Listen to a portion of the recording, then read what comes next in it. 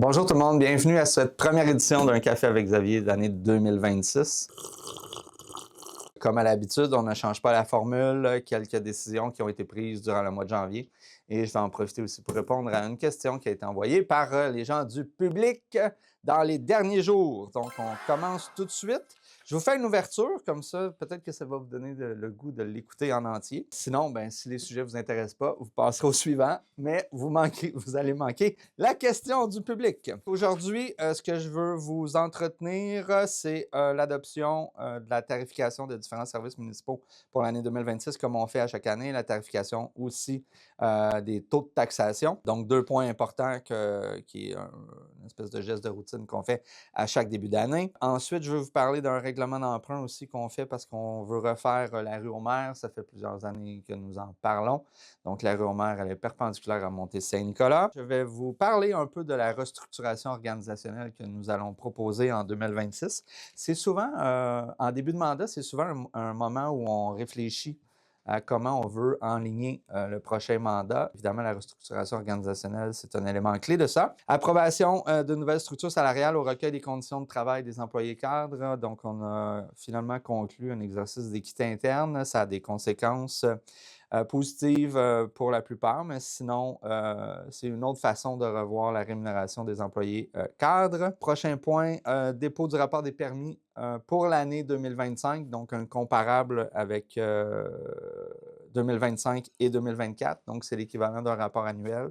Donc, comment s'est passé le milieu de la construction des résidentiels, le nombre de permis de rénovation, tout ça. On dépose un projet pour une subvention dans le cadre du remboursement pour le barrage du lac Gauthier. Donc, on est à quelques jours, quelques semaines de la fin des travaux. Il y a aussi un octroi de contrat pour le prolongement des travaux de la rue de l'Accueil. Et ensuite, on demande une autorisation pour une demande de subvention dans le cadre du programme PAFIR-SPA. Donc, je vais vous entretenir de ceci au cours des prochaines minutes. Donc, je reviens à mon ordre du jour. Donc, on commence avec les taux de taxation et les tarifications des différents services municipaux pour l'année 2026. Donc, on est autour d'une augmentation autour de 3 %. Donc, des taux de taxation, évidemment, on est venu arrimer aussi la tarification pour le service de l'eau au niveau du coût réel. Fait à noter, on intègre la taxation de l'eau pour les 2 aqueducs qui étaient dans la sphère privée, donc au cœur des Cascades et l'aqueduc du Châtelet. Il va être aussi applicable une réserve. La réserve, c'est une disponibilité financière que l'on se garde pour faire des travaux sur ces aqueducs précis. Donc, la réserve, elle est générale pour tous les aqueducs. Mais on sait qu'on va avoir des modifications dans les prochains mois, prochaines années à faire sur ces 2 aqueducs-là parce qu'ils ont été abandonnés. Donc, le but, c'est de se construire une espèce de trésor afin de pouvoir anticiper les travaux et faire des rénovations si le besoin le demande. Tarification de l'ensemble des services municipaux. Donc, moi, je vous invite à aller consulter le règlement. C'est là qu'on vient fixer, par exemple, toute la tarification concernant les prix au marché public, les prix de vente des produits promotionnels, la location des salles, quoi d'autre aussi? Évidemment, tout ce qui est impression de papier, les permis, le camp de jour, effectivement, qu'on me glisse à l'oreille, c'est un excellent point. On n'a pas fait beaucoup de modifications cette année dans le cadre du camp de jour. Cela dit, il y a un groupe actuellement qui travaille pour revoir le curriculum du camp de jour. Là. Ça fait plusieurs années qu'on n'a pas joué dans le projet, j'ai envie de dire. Donc, on a mobilisé des élus, des employés, puis on veut revoir l'offre. Donc, cette année, on ne touche pas à la tarification, mais on veut vraiment optimiser puis améliorer la qualité du camp de jour. 2 parties pour la restauration de la rue aux Maires. Donc, comme pour la rue de l'Accueil, donc, il y a une partie des travaux qui vont servir à refaire la structure de la rue. Ça, c'est appliqué à l'ensemble. Et tout le volet asphaltage, donc tout ce qui est pavage, va être appliqué aux résidents. Je veux en parler parce que c'est un bout, c'est une rue, en fait, là, qui est employée de plus en plus par une bonne proportion de la population parce que ça dessert tout le secteur Bois-Dormant, Grand-Pic, Citel. Donc, ça nous permet d'accéder au secteur nord de Saint-Nicolas pour accéder aux différentes propriétés. Donc, c'est clairement une rue qui a changé de statut au cours des dernières décennies, des dernières années, parce qu'historiquement, c'était un cul-de-sac. Donc, les gens qui avaient acheté là, il y a peut-être 30, 40, 50 ans, bien, ils ont connu vraiment la paisibilité, le calme. Et cette rue-là, maintenant, elle sert à connecter des quartiers complets. Donc, évidemment, le statut de cette rue-là a changé. Donc, le débit de circulation est plus important. La pression aussi sur les infrastructures. Donc, il était rendu temps d'arrimer finalement cette infrastructure-là, cette structure de rue-là, avec le débit qu'elle subit. Donc, comme à l'habitude, la structure, comme je l'ai dit, elle est assumée par l'ensemble et le pavage par les riverains. Les gens ont été rencontrés il y a de ça quelques mois. Je les avais rencontrés personnellement avec la direction générale adjointe pour leur expliquer ce qui s'en venait. Donc, ils sont bien informés de ça. Et je pense qu'ils sont heureux parce qu'il faut dire qu'avec l'augmentation du débit, il y avait beaucoup de poussière qui était soulevée avec la circulation. Donc, nous, on s'attend à ce que ça fasse le bonheur de ces gens-là et des gens qui sont un petit peu plus en amont ou en aval de cette rue-là parce qu'ils l'empruntent pour accéder à leur propriété. Prochain point. Je tourne mes pages. Ah, ça nous amène à la restructuration organisationnelle. Depuis plusieurs années à la ville, il y avait, je dirais, un duplicata dans l'organisation des différentes activités par la culture, la bibliothèque, le service des loisirs. Malheureusement, notre directeur du service des loisirs nous a annoncé son départ.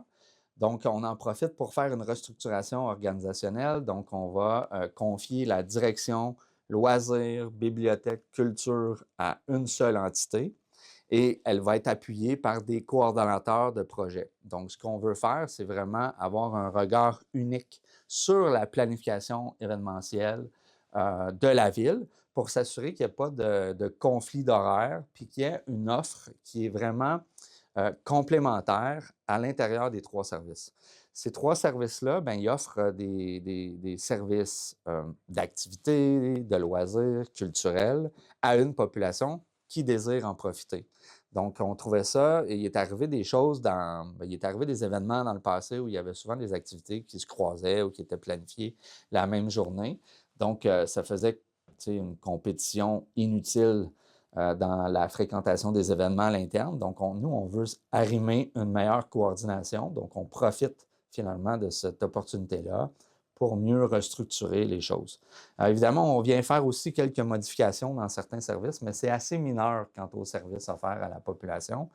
Cela dit, la direction loisirs, bibliothèque, culture, bien, sous sa charge, va avoir toute l'organisation du camp de jour, le service de la bibliothèque. Et là, évidemment, avec la nouvelle bibliothèque qui va s'ajouter, ça va être une tâche importante. Donc, toute l'activité événementielle sportive, loisirs, le Festi-Rock. Donc, c'est un poste important, mais évidemment, il va être soutenu par des ressources qui vont être inférieures à la direction. En même temps, moi, je vous invite quand même à consulter cette structure organisationnelle-là. C'est un élément stratégique à l'intérieur d'une ville. C'est vraiment comment nous, on voit comment on est capable de déployer les différents services pour la prochaine année. Puis ça vous permet d'avoir un regard sur comment est organisée, évidemment, votre ville. Un autre point, c'est une approbation d'une nouvelle structure salariale au recueil des conditions de travail des employés cadres. Donc, en introduction, je l'ai dit rapidement, donc on est venu terminer tout le travail d'équité interne. Donc, dans les mois qui ont passé, on a réglé aussi l'équité externe. Donc, évidemment, la loi sur l'équité, c'est une loi qui est assez complexe et je vous dirais assez imparfaite. C'est une loi québécoise qui venait je pense que l'intention était bonne. Cela dit, dans l'application, il y a plusieurs contraintes. Ça génère des augmentations de la masse salariale assez importantes parce qu'on vient finalement rémunérer des postes où il y a une prédominance féminine. Donc, ça a généré beaucoup d'inéquité interne.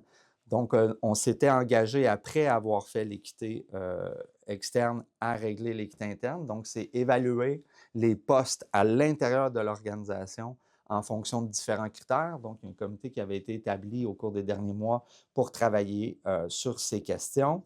Donc, on est arrivé finalement à un résultat. Et le résultat, pour nous, il est assez probant dans le sens qu'on le savait pour certains postes où on avait de la difficulté d'embaucher, on le savait qu'on était hors marché, donc que les salaires n'étaient pas du tout intéressants. Puis l'équité interne, elle est venue régler tous les postes où on savait qu'on avait de la misère à recruter. Donc ça, c'est déjà un bon indice que l'équité va dans le bon sens. Je donne comme exemple tous les postes qui sont en inspecteur en environnement, inspecteur en bâtiment, inspecteur en urbanisme. Ça, c'était des postes où on le savait, là, si on se comparait aux villes autour de nous, là, les salaires n'étaient pas du tout compétitifs. Et il y avait d'autres postes aussi où on savait, si on faisait l'équité interne, mais il y avait des postes que, par les années passées, par les différentes négociations de conventions collectives, par des acquis aussi qui remontent à plusieurs années, il y avait des postes qui étaient quand même très bien rémunérés à la ville, puis l'écart entre les responsabilités de ces postes-là, bien, il était inadéquat. Donc, l'équité interne va venir régler ça dans le temps, si bien que c'est basé beaucoup sur l'idée qu'il y a des augmentations salariales qui vont se faire rapidement pour les gens qui souffraient de cette inéquité-là. Et il y a des gens qui vont stagner ou qui vont augmenter moins rapidement dans l'échelle salariale parce que cette équité-là les avantageait dans le passé. Donc, pour nous, c'est comme un grand ménage de la distinction des différents emplois à l'intérieur de la ville. Puis je pense que c'est pour le mieux. Il faut dire que quand on est arrivé en poste en 2017, là, il y avait beaucoup d'exercices d'équité qui avaient été repoussés dans le temps, si bien qu'on partait d'extrêmement loin. Donc, il fallait régler, là, souvent, c'est des périodes de 4 ou 5 ans, là, je ne me rappelle pas, mais il fallait partir pratiquement de 2011 jusqu'à 2015, 2015 jusqu'à 2019, 2019 jusqu'à 2025 et finalement arriver à l'équité interne. Aujourd'hui, la loi nous demande de travailler à régler l'équité pour chaque nouveau geste posé à l'intérieur de l'organisation. Donc, ça, ce fait de repousser ces dossiers-là là, dans l'avenir, ça n'arrivera plus. Puis c'est quand même un bon... c'est un bon leg qu'on va céder là, le jour où nous ne serons plus là parce qu'on n'a pas repoussé les choses, on ne s'est pas débarrassé de nos responsabilités. Puis c'est important pour nous d'avoir cette philosophie-là quand on est entré à la ville de Saint-Colomban. Donc, c'est un gros crochet pour nous dans le cas, pour ce dossier-là. Puis je pense que ça a été bien reçu auprès de l'administration, auprès des employés à l'intérieur de la ville. Janvier aussi, c'est aussi un mois important où on vient déposer le rapport des permis qui ont été émis durant toute l'année 2025. Donc, permis de construction résidentielle neuve, permis d'agrandissement, permis de rénovation, permis divers. Ça nous permet de venir chiffrer la valeur estimée des différents travaux qui ont eu lieu sur le territoire auprès des résidences, des commerces. Fait à noter, on est en augmentation par rapport à 2024 en termes d'émissions de construction de permis de maisons neuves. Je pense qu'on est entre 10 et 14, là, si ma mémoire est bonne, supérieur à l'année précédente. Donc, pour nous, c'est un chiffre qu'on regarde avec attention, simplement pour s'assurer que nos prévisions budgétaires, nos planifications financières concordent. Hein? La ville de Saint-Colomban est en croissance depuis facilement les années 90. Donc, le jour où on constate qu'on vit une année où il y a une décroissance de l'émission des permis, bien évidemment, ça change la philosophie d'investissement, la philosophie financière de la ville. Donc, à cet effet, on est en croissance. Fait à noter aussi, les gens y investissent de plus en plus dans leur propriété, encore une fois cette année. Donc, augmentation des permis d'agrandissement, augmentation des permis de rénovation.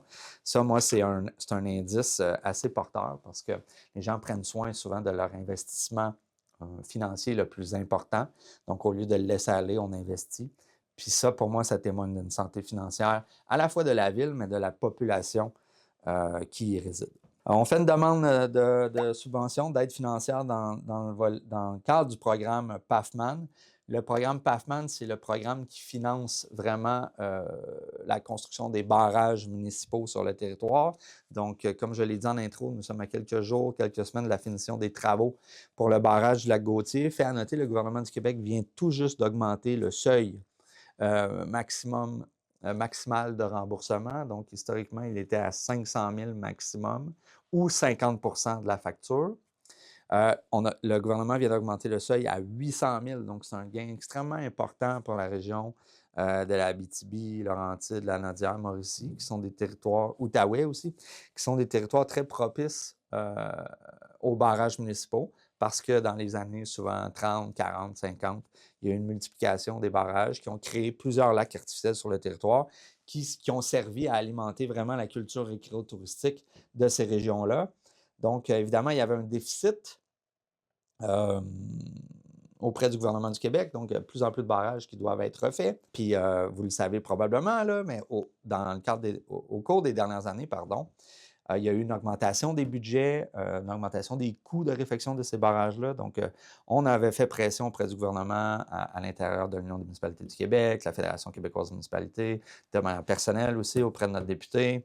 On avait fait pression pour que ce seuil-là soit augmenté parce que les coûts, évidemment, augmentent, mais les seuils n'avaient pas bougé. Donc, le fait de l'augmenter à 800 000, c'est un gain intéressant. Puis dans le cas qui nous concerne, on va aller chercher, si on obtient l'aide financière, 50 du coût du barrage du lac Gauthier. Je pense qu'on est autour de 600-700 000 en coûts totaux.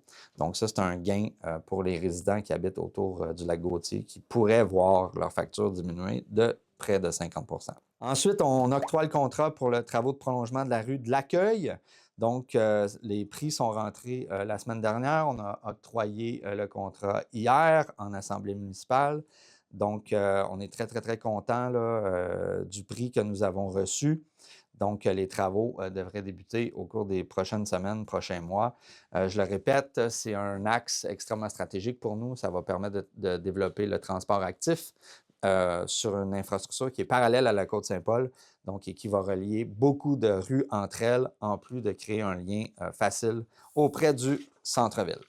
En dernier point, on demande une subvention dans le cadre du PAFIRSPA. Le PAFIRSPA, c'est un programme qui finance la construction, rénovation des infrastructures sportives sur le territoire. Donc, on fait 2 demandes pour cette année. C'est la conception du skatepark et encore une fois, la piscine extérieure qu'on veut ajouter au parc Gaffney-Kennedy. Dans le cadre de la piscine, je l'avais dit dans le passé, on ne réalisera pas ce projet-là sans subvention. Et le PAFIRSPA vient couvrir 50 des coûts totaux des projets déposés. Donc voilà, ça fait le tour des points pour janvier. Ça m'amène à la question du public. Donc, une question de Marianne Fauché. À quand est prévue l'ouverture de la nouvelle bibliothèque?